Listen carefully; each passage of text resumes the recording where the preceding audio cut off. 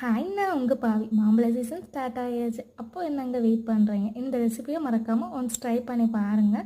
இந்த ரெசிபி எப்படி பண்ணுறதுன்னு பார்க்கலாமா? அதுக்கு ஒரு பேனை ஹீட் பண்ணி 3 ஸ்பூன் அளவுக்கு சுகர் ஆட் பண்ணி 1 ஸ்பூன் அளவுக்கு தண்ணி ஆட் பண்ணி நல்லா கேரமலைஸ் பண்ணிக்கலாம்.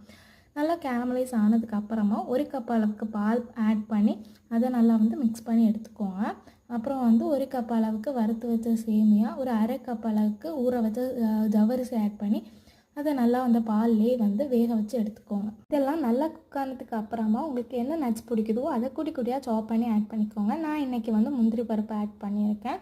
அதுக்கப்புறம் கொஞ்சம் ஃப்ளேவருக்காக ஏலக்காய் தூள் 2லேருந்து 3 டீஸ்பூன் அளவுக்கு சுகர் ஆட் பண்ணி இதெல்லாம் நல்லா ஈவனாக மிக்ஸ் பண்ணி எடுத்துக்கோங்க.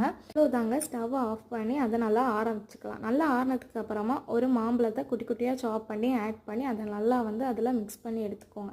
மிக்ஸ் பண்ணாத ஒரு ஓரமாக 1லேருந்து 2 மணிக்கூர் விட்டுருங்க. அதுக்கப்புறம் சர்வ் பண்ணிங்க அப்படின்னா அந்த மாம்பழம்